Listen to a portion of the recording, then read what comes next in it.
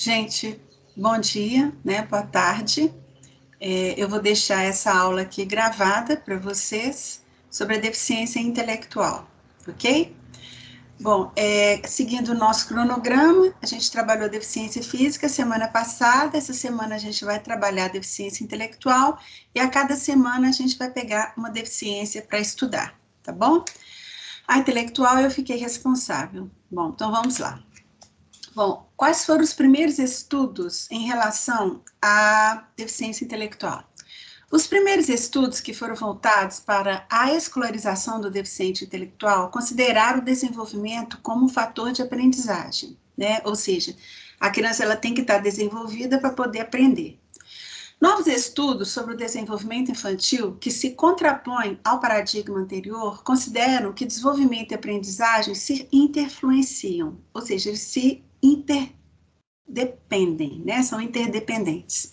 Se a aprendizagem é consequência dos níveis de desenvolvimento psíquico alcançados, esses também são determinados pela primeira, ou seja, não vem mais aquela história que o ambiente é que vai dar a tônica do processo de aprendizagem, ou então é a maturação, né? A criança ela já tem que nascer, já tem que estar desenvolvida para aquilo, não. As teorias cognitivas vão dizer justamente do que dessa interconexão entre os aspectos do desenvolvimento e do ambiente para poder alcançar processos de aprendizagem. Então, a gente vai ver as teorias cognitivas, né? Aqui representadas pelo Piaget e pelo Vygotsky, que vocês com certeza devem ter estudado na psicologia do desenvolvimento e aprendizagem, né?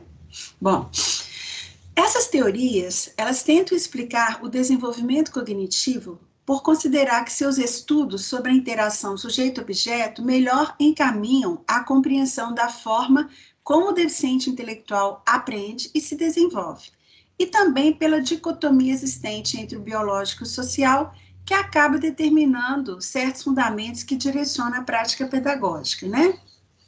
Então, a gente pode ver colegas professores que se atenham mais ao processo de maturação, desenvolvimento, outros já acreditam que o ambiente é que vai moldar a criança. Não, não se esqueçam, são interconectados.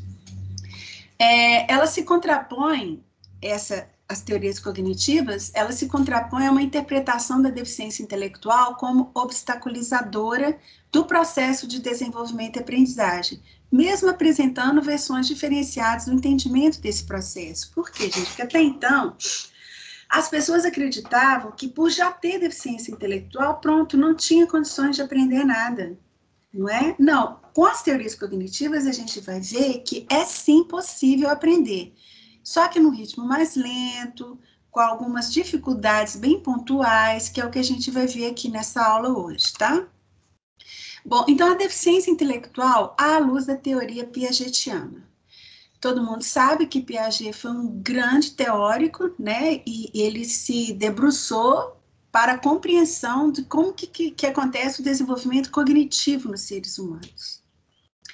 E aí, para isso, ele trabalhou com a noção de estágios, né? Que é o sensório motor, o pré-operatório simbólico, pré-operatório intuitivo, operatório concreto, operatório abstrato, né? De acordo com a evolução do pensamento, a criança vai atravessando por esses estágios. Aí vocês vão ter que lembrar um pouquinho a aula de psicologia, desenvolvimento e aprendizagem, tá? Bom, quanto ao desenvolvimento cognitivo da pessoa com deficiência intelectual, fica patente para os adeptos dessa corrente, né? Os que a gente chama de piagetianos, que a falta de organização de comportamentos adaptativos de natureza sensório-motora vai interferir lá na forma com que a criança apreende o mundo.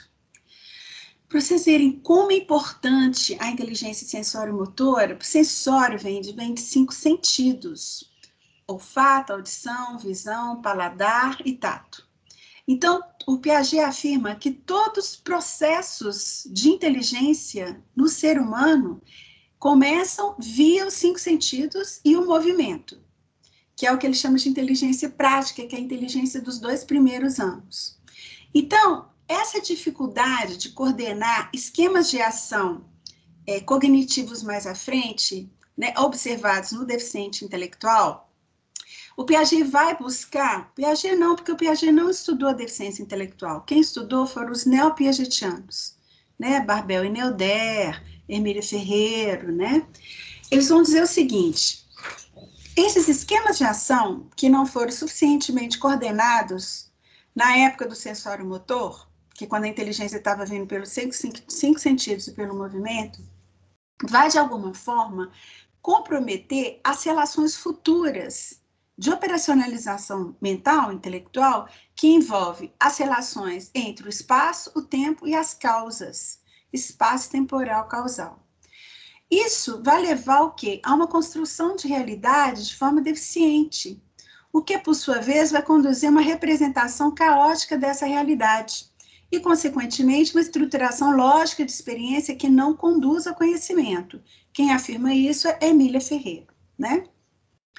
Já Neuder, que também é uma estudiosa da teoria do Piaget, no entendimento de Neuder, as pessoas com deficiência intelectual, elas pensam com lógica, raciocinam. Entretanto, só conseguem atuar com lógica quando os objetos são manipulados, sabe? São concretos, são representados. Não acessando somente a lógica abstrata, a formal, onde os esquemas hipotéticos dedutivos do pensamento são utilizados. Então, ela afirma que quanto mais o professor puder trabalhar com material concreto para que possibilite a criança representar aquele objeto, né, no nível mental a posteriori, melhor vai ser. Então, matemática vai ter que aprender com material concreto mesmo. 2 maçãs, mais 2 maçãs, leve as maçãs, para que aquilo seja recorrentemente, cotidianamente visto e aplicado, para que possa se fixar. E daí a criança possa desenvolver um raciocínio lógico, claro, de acordo com as suas possibilidades, né? Na perspectiva piagetiana, a organização da cognição humana se realiza ao longo do processo evolutivo do desenvolvimento, segundo estruturas genericamente interrelacionadas dentro dos estágios por ele descritos e sobejamente conhecidos, né? Que são os estágios do desenvolvimento cognitivo.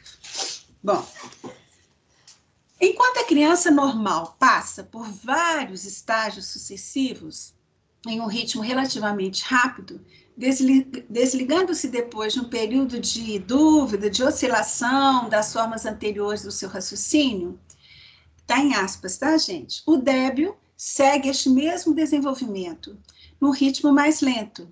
Por outro lado, quando alcança o limite superior, o seu raciocínio conserva, em geral, a marca dos níveis anteriores. Isso significa o quê? Que a criança dita normal, ela passa pelos estágios, né, do desenvolvimento cognitivo de uma forma esperada. Existe mais ou menos uma correspondência entre idade cronológica e idade intelectual. No deficiente intelectual, a pessoa com deficiência intelectual, você vai perceber uma certa lentidão de passar por esses processos, tá? Inclusive, muitas das vezes, não chegando no operatório abstrato.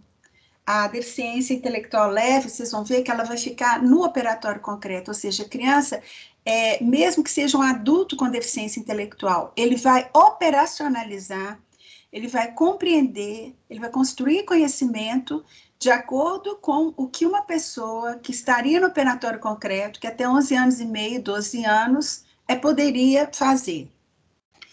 Poder-se, inclusive, dizer que na criança normal, os passos sucessivos de um nível seguinte se efetua de modo cada vez mais rápido até o final da adolescência, em virtude da mobilidade crescente do pensamento operatório. E Neuder, aspas, débil, né? Porque é um tipo de nomenclatura que se usava mais antes e em alguns países ainda se usa. Nos débeis, observa-se o contrário, uma diminuição gradual desse ritmo de desenvolvimento que desemboca em um estado estacionário. É como se eles alcançassem determinado patamar, entenderam? Um platô. Enquanto o pensamento normal evolui no sentido de uma equilibração progressiva das operações definidas pela mobilidade e pela estabilidade crescentes do pensamento, o pensamento débil parece chegar a um falso equilíbrio, caracterizado por uma certa viscosidade de raciocínio. Ou seja, o que seria viscosidade de raciocínio? Lentidão, tá?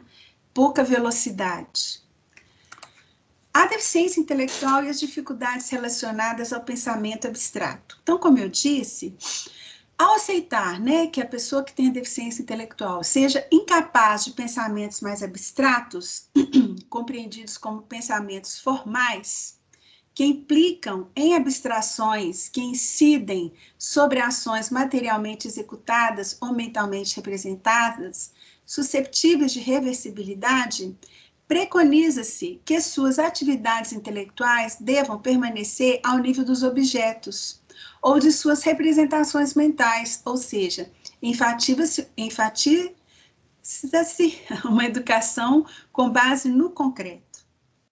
Por outro lado, estabelece uma ruptura em relação à fixidez do deficiente intelectual, ao considerar que dentro de determinados estágios, aqueles que não se caracterizam por operações hipotética dedutiva, porque para chegar na operação hipotética dedutiva, a pessoa já tem que ter alcançado o operatório abstrato, o deficiente intelectual tem condições de se desenvolver, desde que lhes sejam proporcionados meios que favoreçam esse desenvolvimento. Então, tem que ter um PDI? Tem. Que é um plano de desenvolvimento individual? Tem. A professora tem que ficar mais arguta na sua percepção daquela criança que tem deficiência intelectual? Tem, porque é ali, na investigação das formas de aprendizagem daquela criança, de como que a criança aprende, quando ela erra, e tentar investigar esse erro. Porque que tipo de raciocínio que a criança usou, tá, para errar, porque Piaget vai dizer que mesmo que no erro tem um tipo de raciocínio, porque ela compreendendo esse tipo de raciocínio é que ela vai ser capaz de compreender melhor esse aluno e a partir daí planejar estratégias de intervenção pedagógicas que atenda melhor aquela criança que tem deficiência intelectual. Aqui, gente, eu trouxe para vocês uma contribuição muito boa da teoria de Piaget aos estudos das deficiências, tá? Então, veja bem, o nível de deficiência intelectual profundo, que é aquela pessoa dependente, muitas das vezes está acamado, precisa de uma outra pessoa para ajudá-lo a trocar a fralda, alimentá-lo, né, as necessidades básicas mesmo, corresponde em Piaget a uma inteligência sensório-motora, que ainda está muito presa aos 5 sentidos e ao movimento, né? Então, como são as estratégias educativas para se trabalhar com o deficiente profundo? Trabalhar com ênfase em movimento e nos 5 sentidos. Então, quanto mais você puder associar algum conceito que você vai trabalhar com a cor, cheiro, paladar. Por quê? Porque quando a criança começa, ou a pessoa que tem a deficiência intelectual profunda, quando ela começa a fazer relações entre os 5 sentidos, ela vai começar a trabalhar a própria noção de eu. Ela vai desenvolver um raciocínio para compreender o que está vindo do mundo pelos 5 sentidos, né? Por isso que é tão importante o trabalho junto da TO, com a psicóloga, com a pedagoga, junto à deficiência intelectual profunda, porque é um trabalho bem de base, sabe? É um trabalho que trabalha, é um trabalho que enfoca todas as atividades dos 5 sentidos. Então, se for gelatina colorida, eu vou estar trabalhando o paladar, eu vou estar trabalhando o cheiro, eu vou estar trabalhando a visão, percebe? E aí, a partir do momento que eu trabalho, sei lá, com um kit vinagre, mel, tecidos filó, veludo, cetim, que são tecidos de texturas diferentes, com temperaturas diferentes, né? O cetim ele é mais frio do que o veludo, do que a flanela, o filó é caroquento, o cetim é lisinho. Eu vou dando condições para essa pessoa com deficiência intelectual profunda de fechar alguns conceitos, nem que sejam básicos, sabe? Mas pelos 5 sentidos, que é o que está preservado nela, avançar nas formas de pensamento.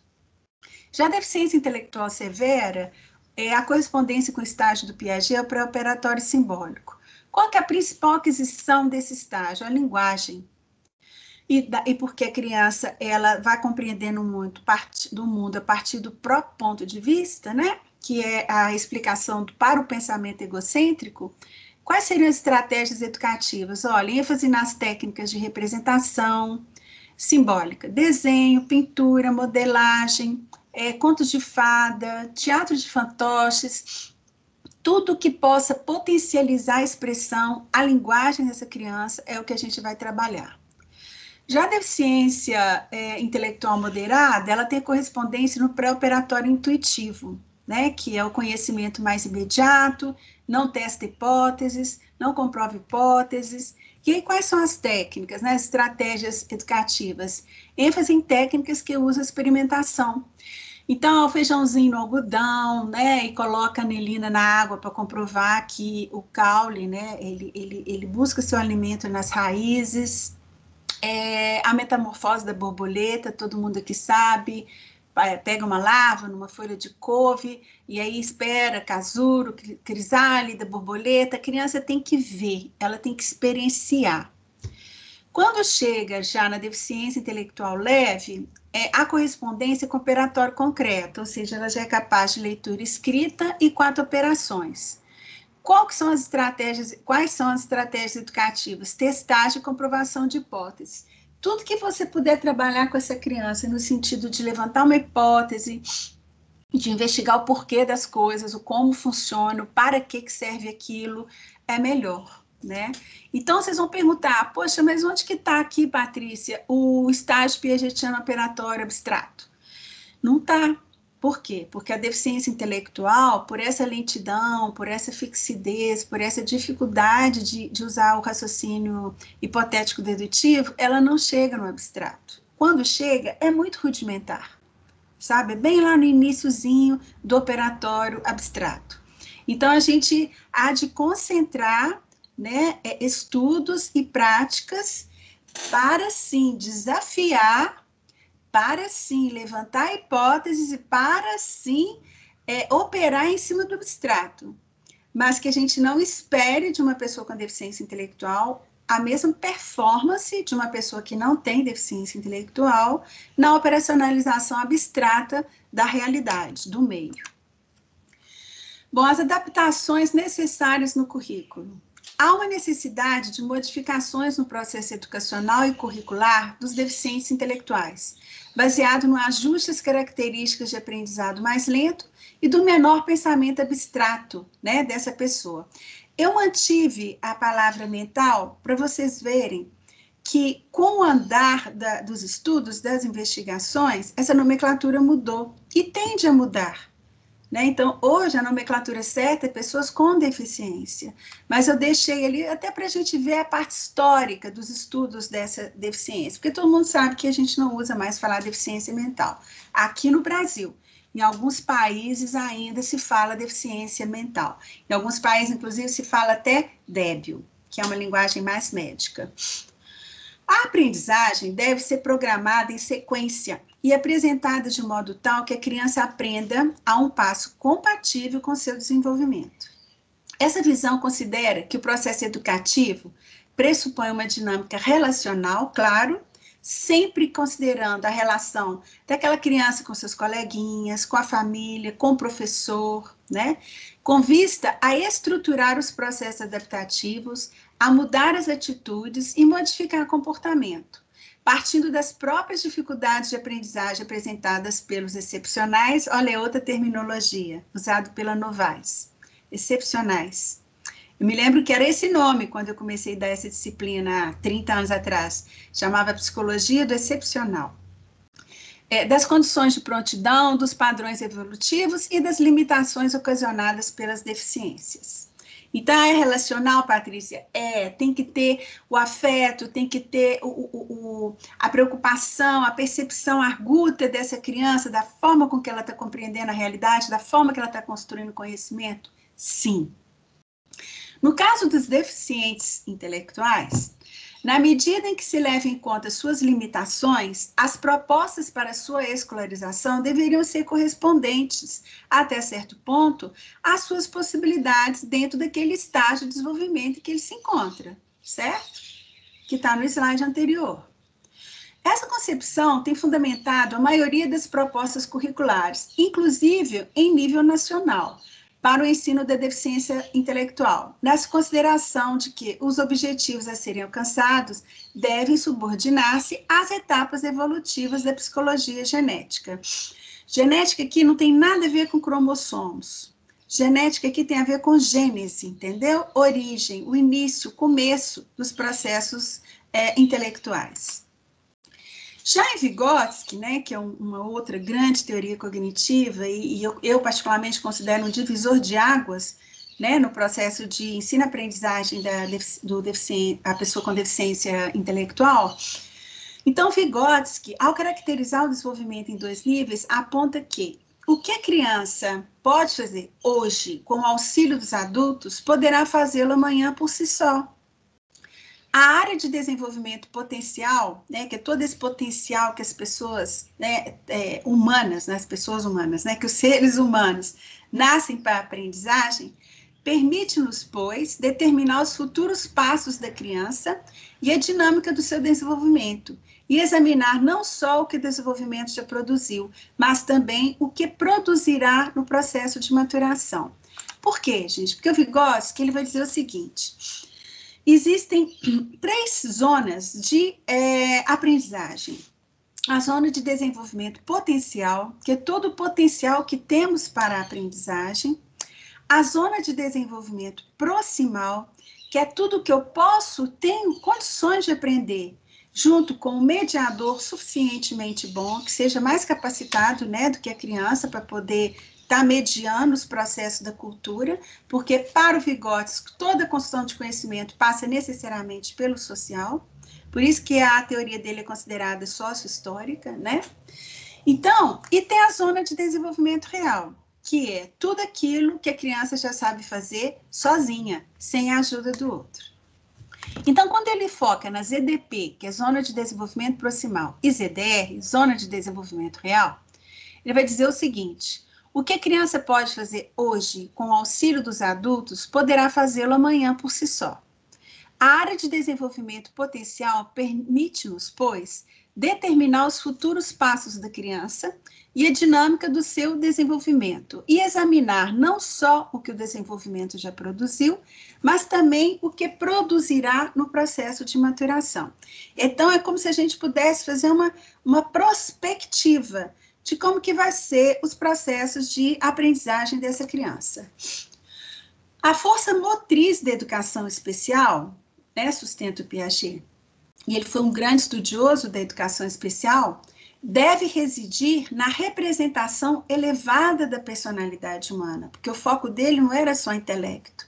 Ele pensava essa criança com deficiência intelectual como um todo, né? Na compreensão da fusão entre o orgânico e o cultural, pois todos os processos de compensações dirigem-se para a conquista da posição social. O sujeito como ator social, o sujeito como sujeito que faz trocas com essa cultura. As mediações sociais e afetivas proporcionadas na conduta coletiva das crianças, daí a importância inegável da escola, ativam as funções psicológicas superiores, que correspondem ao pensamento, à linguagem, e são fontes de aparecimento de novas formas de desenvolvimento dessas mesmas funções. Ou seja, quanto mais eu converso com a criança, quanto mais eu me disponibilizo a conversar com ela, linguagem interpessoal, mais eu vou, o quê? Possibilitando a linguagem intrapessoal, que é ela com ela mesma, que é o pensamento. E particularmente na ação com a criança com deficiência intelectual, a natureza dessas mediações vai nos permitir a regulação das manifestações secundárias da deficiência. Isso é super importante dizer. O que seriam as manifestações secundárias da deficiência intelectual? Sentimento de inferioridade, de inadequação, angústia, né? Quando a criança ela se esbarra na própria limitação dela, ela tem consciência disso, ela percebe que os coleguinhas estão lá na frente, ela não está conseguindo acompanhar. Então, se o professor garante esse tipo de mediação, ele vai regular de alguma forma essas manifestações secundárias junto com a criança, né? Ele vai trabalhar mais no sentido de possibilitar uma construção de outros significados daquilo que a criança está vivendo, né? Então, não é que você não vai conseguir, você vai conseguir no seu tempo. Então, vamos continuar? Por quê? A criança tem que entender que ela tem o ritmo dela, que ela tem o tempo dela. Isso não precisa de ser uma criança com deficiência. A heterogeneidade de uma turminha já nos mostra isso, não é? Não dá para você ter uma expectativa única, né? De um desempenho unívoco de todas as crianças que estão naquela sala. Bom, em Vygotsky, a relação pensamento e linguagem, gente, ela é de fundamental importância. O enfoque sócio-histórico prioriza o estudo dos processos psicológicos superiores, né? Pensamento, linguagem, vontade, memória, fundamentado nas relações, principalmente entre o pensamento e a linguagem, sobretudo na formação de conceitos, temas culturais e o papel da escola como favorecedora dessa formação. A especificidade de sua estrutura orgânica psicológica, o tipo de desenvolvimento da personalidade, são as diferenças cabíveis entre uma criança que tem a deficiência intelectual e uma dita normal, e não o caráter quantitativo do desempenho acadêmico dela, percebe? Pois a deficiência por si só não determina o destino da personalidade de alguém, mas suas consequências sociais e sua realização sociopsicológica. A gente fala que a teoria do Vygotsky foi um divisor de águas. Por quê? Quando ele traz o conceito de zona de desenvolvimento proximal, não é? A gente vê as possibilidades de crescimento de uma pessoa quando ela pode contar com a mediação de uma pessoa do lado dela, suficientemente capaz. Então, é só a gente voltar na história e lembrar de quando os nossos deficientes ficavam trancados dentro de casa. Lá no último quarto do corredor. Não tinha acesso à escola, não tinha acesso à convivência com seus pares, não tinha acesso a um outro mediador suficientemente mais capaz do que até o próprio pai e a mãe dele. Vocês podem observar que o que ele poderia ter conseguido, ele não conseguiu, dado que as circunstâncias de pouca estimulação, de pouca mediação. Hoje em dia, né, com os avanços dos estudos na pedagogia, na medicina, na psicologia, na fono, TO, físio, a gente vê famílias que, assim que se detecta deficiência no filho, na filha, eles já investem na estimulação precoce, eles já se preocupam em trabalhar, criando zona de desenvolvimento proximal com essa criança, que é tudo aquilo que a criança sabe fazer com a ajuda de outro, que ela pode conseguir fazer com a ajuda de outro, não é? Então, para Vygotsky, a educação com a deficiência intelectual deve ter em conta a importância de se reconhecer como essa se desenvolve e não a deficiência e a insuficiência em si mesma, e sim a reação que se apresenta na personalidade desta no processo de desenvolvimento em resposta à sua dificuldade e da qual resulta sua deficiência. Essa criança não se forma somente pelos seus defeitos, o seu déficit, né? As suas limitações. Seu organismo, ele vai se reorganizar como um todo. A personalidade como um todo se equilibra, se compensa com os processos de desenvolvimento, e principalmente com o quê? Com o desenvolvimento da linguagem, primeiramente no nível interpessoal e depois intrapessoal, que é quando a criança desenvolve cada vez mais o quê? O pensamento. Mesmo que a vinculação do campo educacional ao psicológico venha permitindo uma leitura das possibilidades de aprendizagem e desenvolvimento desses indivíduos, observamos que grande parte das pessoas com deficiência intelectual continua ainda, gente, com grandes dificuldades em alcançar níveis mais elevados da escolarização. Aí vem uma pergunta: por quê? Como que isso tem se processado? Como que a gente justifica essas dificuldades? Será que é só pela deficiência, a deficiência pela deficiência? Ou será que tem todo um aspecto aí atitudinal, sabe, simbólico, que de certa forma não acredita no potencial dessa criança? Então, como educadores, é importante nos perguntarmos o que podemos fazer para mudar esse contexto. Nós já trabalhamos aqui, né, como que é importante a linguagem simbólica, a mudança de atitudes, o desconstruir o preconceito, não é isso? Então, gente, tudo isso é importante para a gente compreender e planejar estratégias pedagógicas de intervenção com as crianças com deficiência. O PDI é super importante, que é o Plano de Desenvolvimento Individual, porque vai possibilitar à professora uma maior compreensão do funcionamento daquela criança em específico, e a partir dos conhecimentos prévios que ela observa que aquela criança tem, ela possa o quê? Vislumbrar e planejar todo um arcabouço de estratégias pedagógicas, tá bom? Bom, agora, gente, eu vou passar um videozinho muito tranquilo que foi feito pelo pessoal da UFMG, do Vygotsky, tá? É uma animação, para vocês terem uma ideia do que eu estou falando, quando eu enfatizo a importância de se criar a zona de desenvolvimento proximal, tá bom? Então, olha só, vamos lá, né?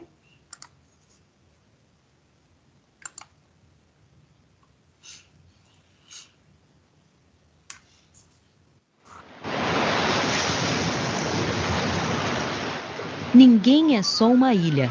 Para crescer, aprender, construir conhecimento, para se construir, o ser humano precisa dos outros. Interagir, trocar, partilhar, navegar. Para isso, embarcamos na linguagem, a grande ferramenta social de contato. E é ela que, possibilitando a troca com o outro, permite a cada indivíduo, constituído dessa interação com o outro, completar-se para conquistar o seu potencial. Esse é o pensamento de Lev Vygotsky, o psicólogo e professor judeu-russo que fundou a chamada psicologia histórico-cultural, também conhecida como psicologia interativista sociocultural, ou psicologia socio-interacionista, ou ainda teoria histórico-social. Ele foi o primeiro psicólogo moderno a enfatizar que a cultura se integra ao homem pela atividade cerebral, estimulada pela interação entre parceiros sociais, mediada pela linguagem. A linguagem, a ferramenta que torna o animal homem, verdadeiramente humano. Contemporâneo do psicanalista e professor suíço Jean Piaget, Lev Vygotsky nasceu na cidadezinha de Orsha, em pleno Império Russo, na região da Bielorrússia, no final do século XIX. E morreu jovem, de tuberculose, aos 37 anos, porém com uma importante obra de mais de 200 de trabalhos científicos. Os mais conhecidos no livro Pensamento e Linguagem. Vygotsky recebeu a sua formação inicial diretamente de tutores na residência da sua infância, conforme a tradição das famílias abastadas, e mais tarde foi estudar na Universidade de Moscou, onde integrou um grupo de jovens intelectuais que buscavam um elo entre socialismo e uma nova psicologia integradora de corpo e mente. Assim, embora graduado em Direito, Vygotsky transitou também pelas áreas da medicina, psicologia, história, literatura, filosofia, atrás da formação interdisciplinar decisiva para a base das suas ideias, que mesclavam a biologia do corpo com a filosofia, literatura e psicologia da mente. Vygotsky formou-se na Universidade de Moscou no histórico ano de 1917, marco da Revolução Russa que derrubou o Império dos Czares e deu lugar à nova Rússia socialista, governada pelas ideias de Marx. O discurso marxista postulava que tudo é histórico, fruto de um processo, e que são as mudanças históricas na sociedade e na vida material que modificam a natureza humana, em sua consciência e comportamento. Influenciado por essas ideias, Vygotsky construiu a sua teoria sobre as funções psicológicas superiores e como a linguagem e o pensamento estão fortemente conectados. Para Vygotsky, é importante avaliar a criança pelo que ela está aprendendo e não pelo que já aprendeu. Sua teoria procura avaliar os processos mentais envolvidos na compreensão do mundo. E o modelo de aprendizado descrito por suas ideias representou um grande salto para a pedagogia, especialmente quando descreve a zona de desenvolvimento proximal. Para ele, uma das etapas de aprendizagem mais importantes. Para entender as ideias de Vygotsky, é fundamental inteirar-se de 4 pensamentos chaves vigotskianos: interação, mediação, internalização e ZDP, Zona de Desenvolvimento Proximal. Vygotsky descobriu que para melhorar o nível da aprendizagem, mais do que o indivíduo agir sobre o meio, precisava interagir. Para ele, todo sujeito adquire seus conhecimentos a partir de relações interpessoais, de troca com o meio. Por isso, é chamado de interativo. Vygotsky afirma que aquilo que parece individual na pessoa é, na verdade, resultado da construção da sua relação com o outro. Um outro coletivo que veicula a cultura. As características e atitudes individuais estão profundamente impregnadas das trocas com o coletivo. E justamente é ali, no palco da cultura, dos seus valores, da negociação de sentidos tramada pelos grupos sociais, que se constrói e se internaliza o conhecimento. Como? Através da língua, da linguagem, dos símbolos escolhidos como metáforas ou outras figuras que se constituem em valiosa moeda de troca. Isto é, a interação é feita através da linguagem, que realiza uma espécie de mediação do indivíduo com a cultura. Vygotsky entende que as funções mentais superiores são socialmente formadas e culturalmente transmitidas por meio da linguagem. E mais, que ainda que uma criança tenha biologicamente o potencial de se desenvolver, se não interagir, não se desenvolverá como poderia. Basta lembrar do exemplo recente do menino lobo encontrado em Kalunga, na Rússia, que criou-se com lobos e desenvolveu muito pouco do seu lado humano. Andava de 4, não falava, rosnava e mordia como um cão. Como é que a cultura negocia os sentidos das coisas? Através de representações simbólicas, através da língua, da linguagem, que realiza a mediação entre a coisa e a compreensão da coisa, como se fosse uma tradução, uma afirmação, uma certificação.